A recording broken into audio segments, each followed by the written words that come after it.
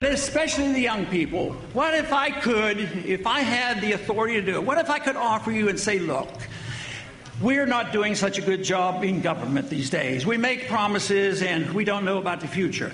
But would you consider opting out of the whole system under one condition?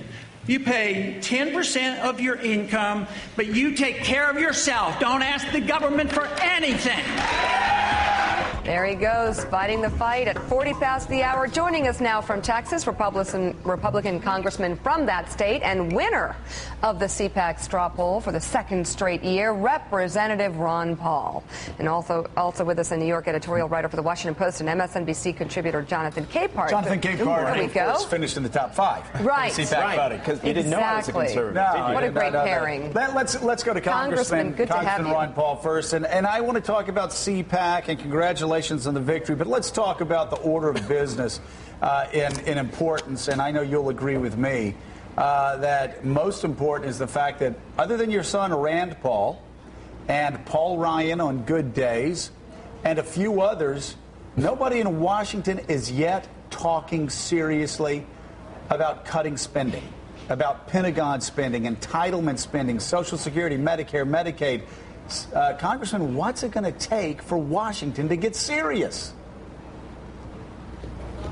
Well, I think you have the right point there. Of course, I voted against all the budgets and all the appropriation bills for the 20-some years I've been there. But I've never expected them to get serious, and I don't expect them now to be serious. I use the analogy of addiction. You know, I think the treatment is wrong. I mean, the problem is there, and that is they spend too much and the deficit's too big.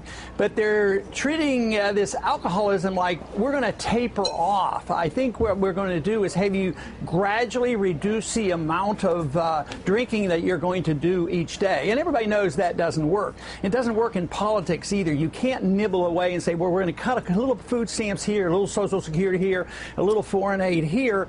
So I don't expect that to work. And I think the addiction is so bad that we're going to continue, and we are going to have a major economic crisis with the destruction of the dollar. You just can't keep these deficits going and printing the money. And I think it's too painful for the politicians. They don't want to take the heat. So even though the noise is getting louder and the Tea Party movement is there and demanding these cuts, even some people in the Tea Party movement, they don't want you to touch Social Security. They don't want you to touch anything other than Obamacare. Well, but do they want you to touch the medical care that right? I want to bring that up. They don't like the deficit. They don't like the deficits, and they'd like to see them cut, but they're not quite willing. I mean, some of them are real Republican, and they wouldn't dare attack Bush's increase in medical care costs. You know, prescription health program. So it's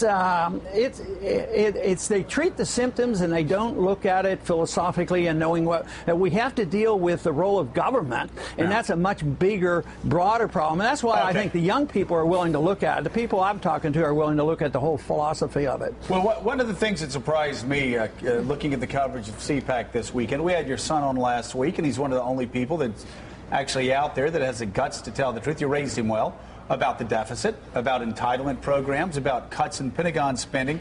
This weekend at CPAC, when he talked about cutting Pentagon spending and entitlement spending, there were actually like boos at CPAC. And I keep wondering where these freshman Republicans are that are supposedly Tea Party members, influenced by Tea Party members, and yet they won't talk about Pentagon spending or entitlement spending. I'm starting to wonder if our side, the Republican side, is going to get it wrong again. Well, you know, John, I think what we have a problem here is with the semantics, because they have conditioned us all to use the word defense spending. Who wants to cut defense? I don't want to cut defense. I want a stronger defense.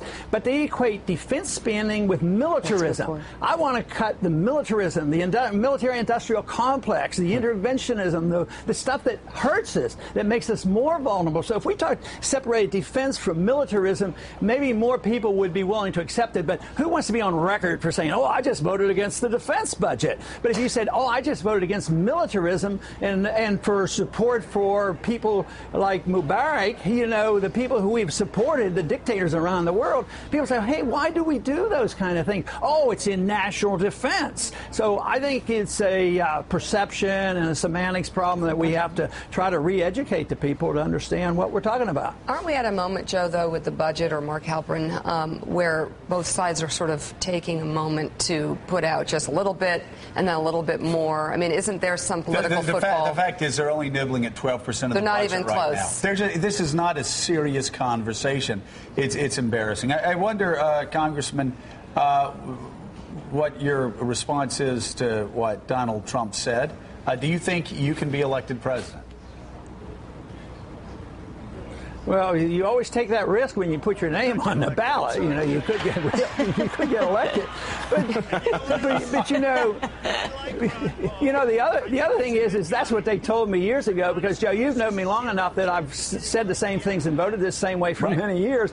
And they told me that when I first started running for Congress. There's no way you can run on that platform and run. You're just sort of obsessed with this Constitution, you know, and you live in the dark ages. You can't be elected. So I was elected 11 times, and somebody said, well, how many times has Donald Trump been elected? Does he have really the right to go and criticize others and saying they're unelected? Yeah. So and by the way, the second time he ran to get into Congress, Mark Halperin, you remember that I do. And you can see coming a mile away, the entire Republican establishment lined up against him. They also lined up against me in '94, but they lined up against him. They tried to kill him politically, and he won. He won in his district. But, Congressman, I want to ask you, could you win nationally? Again, do your views have a majority of support in the United States of America that would allow you to get elected president? If you were the Republican nominee, could you beat Barack Obama? Yeah. The reality is it would be very, very difficult. But I think the difficulty is more in getting Republicans to believe in small government. But if you look at the polls, and there aren't that many, my appeal is to a lot of independents and a lot of progressive Democrats who are sick and tired of Obama for, you know, opting out of cutting back on some of this militarism. He's a warmonger. He's expanding the war. So my support comes much broader. So my numbers would be much bigger running against Obama than they will be running against some conservative in the Republican primary. But the big thing is the numbers are growing. Even though I'm a pessimist on the short run, on the long run I'm optimistic because there's a new generation coming, and they say this is an idea whose time has come. We need to be talking about what liberty really can offer to us in the foreign policy arena, in personal liberties, and then also, which conservatives all agree with, on the economic policies.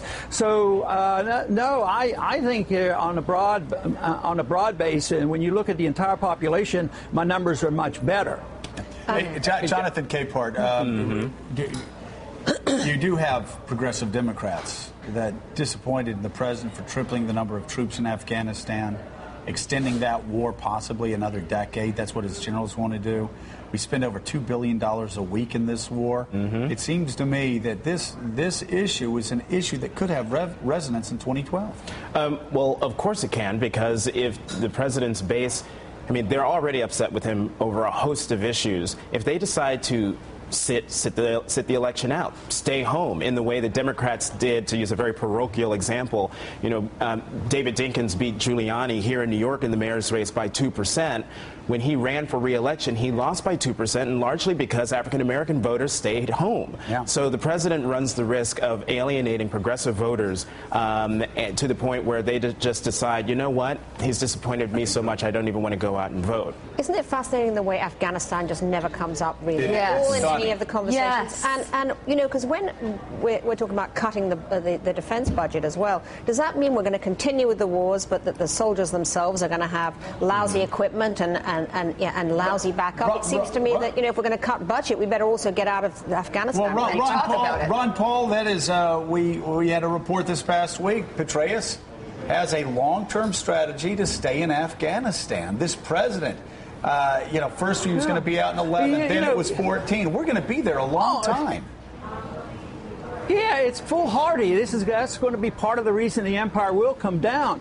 But, let me remind a few people that Republicans used to have a position closer to mine. Just think I remember when Eisenhower was elected, was to stop the Democrat war in Korea. When Nixon was elected, he was supposed to stop the Democrat war in Vietnam. So there's a strong tradition. Unfortunately, after 9/11, the Republicans became the warmongers and said that we have to fight war endlessly, and so therefore we didn't have a Republican leader that would challenge the Democrats on the war. Right now you need a Republican that will challenge Obama on the war issue and on civil liberties. Here's an administration that has endorsed assassinations. He still endorses secret prisons. He loves the Patriot Act, but you need a Republican that truly believes in individual liberty, and I think they can provide a real challenge to Obama. All right, Representative Ron Paul, thank you very much. It's great to have you on the show. Thank Tina you, Ron. Brown, thank you as well.